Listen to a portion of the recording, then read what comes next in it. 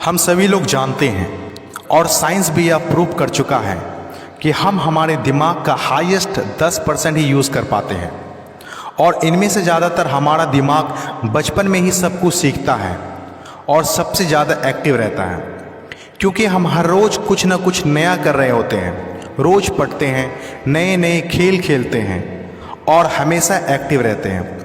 लेकिन जैसे जैसे हम बड़े होते हैं हम हमारे रोज़ के कामों में इतनी ज़्यादा बिजी हो जाते हैं कि कुछ नया करने और सीखने के लिए हमें टाइम ही नहीं मिलता। लेकिन इसके बावजूद अगर हम कुछ टाइम निकाल कर खुद को देते हैं कुछ नया करने के लिए, कुछ नया सीखने के लिए, कुछ नया पढ़ने के लिए, तो हम अपनी ज़िंदगी में ज़्यादा आगे बढ़ सकते हैं। अब आप सोच रहे होंगे कि ऐसा कैसे हो सकता है। इसको बताने के लिए मैं आपके साथ एक कहानी शेयर करना चाहूँगा।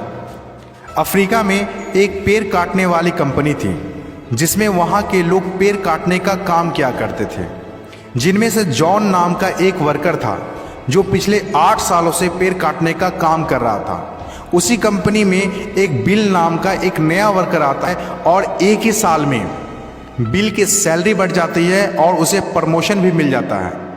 जैसे ही यह बात जॉन को पता चलता है वह सीधे कंपनी के मैनेजर के पास जाता है और उससे शिकायत करता है, सर इस कंपनी में मेरे साथ अन्याय हो रहा है। मैनेजर ने कहा, नहीं जॉन, इस कंपनी को मैं मैनेज करता हूँ, ऐसा कुछ नहीं है, अगर तुम्हें कोई प्रॉब्लम है तो मुझे बताओ। जॉन ने कहा, सर मैं यहाँ पिछले 8 सालों से काम कर रहा हूँ, लेकिन मेरा ना तो प्रमोशन किया गया है और ना ही सैलरी बढ़ाई गई है। लेकिन बिल जो 1 साल पुराना है उसकी सैलरी भी बढ़ा दी गई है और प्रमोशन भी कर दिया गया है, जबकि सर प्रमोशन तो मेरा होना चाहिए था। मैनेजर उसकी सारी बातों को सुनता है और उसे कहता है, मैं मानता हूँ कि तुम बहुत ईमानदार और मेहनती हो, लेकिन जॉन कंपनी के अनुसार जो ज़्यादा पेड़ काटता है उसे ही ज़्यादा सैलरी और प्रमोशन मिलता है।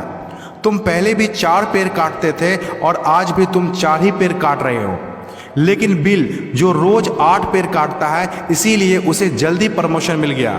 तुम भी रोज़ 8 पेड़ काटो, तुम्हें भी प्रमोशन मिल जाएगा। यह बात सुनकर जॉन लौट जाता है और रोज़ से ज़्यादा मेहनत और ज़्यादा देर तक काम करने लगता है। कुछ दिनों बाद जॉन फिर से मैनेजर के पास जाता है और कहता है, सर अब मैं ज़्यादा मेहनत कर रहा हूँ और ज़्यादा देर तक कर रहा हूँ, लेकिन फिर भी मैं 5 पेड़ ही काट पाता हूँ। बिल रोज़ 8 पेड़ कैसे काट सकता है?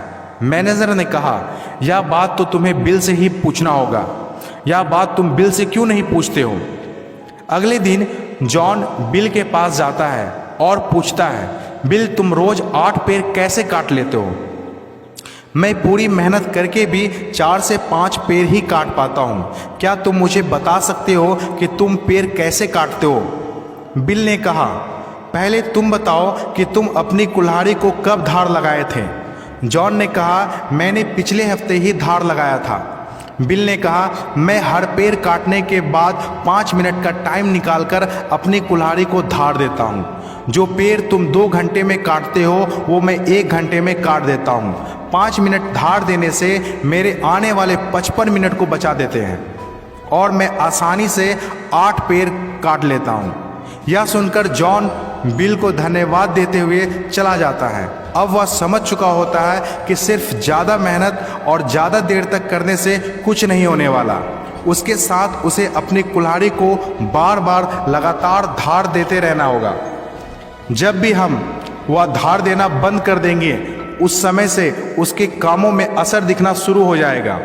जॉन अपनी कुल्हाड़ी में अब हर पेड़ काटने के बाद 5 मिनट का टाइम निकालकर धार करता है और कुछ ही दिनों में उसे भी प्रमोशन मिल जाता है। ये छोटी सी कहानी हमें 3 बातें सिखाती है। पहला, सिर्फ ज़्यादा मेहनत और ज़्यादा टाइम देने से आपको ज़्यादा अचीवमेंट मिले यह ज़रूरी नहीं है। दूसरा, अगर कोई इंसान सेम काम सेम टाइम में ज़्यादा अचीवमेंट कर रहा है तो हमें उनसे पूछना चाहिए और सीखना चाहिए और इम्प्लीमेंट भी करना चाहिए, जिससे हम भी अपनी ज़िंदगी में ज़्यादा अचीवमेंट कर सके। तीसरा और आखिरी बात जो सबसे ज़्यादा इम्पोर्टेंट है, वो है अपने लिए टाइम निकालना, ताकि हम कुछ नया सीख सकें, कुछ नया पढ़ सकें और कुछ नया जान सकें, जिससे हम अपनी ज़िंदगी में अभी जहाँ है वहाँ से आगे बढ़ सके। अगर हम अपनी नॉलेज को और हैबिट्स को बार बार लगातार सुधार नहीं करते रहेंगे तो हम आज जहाँ है ज़िंदगी भर वहीं रह जाएंगे। सो हमें अपने लिए टाइम निकाल कर अपने नॉलेज को और हैबिट को लगातार सुधार करते रहना चाहिए।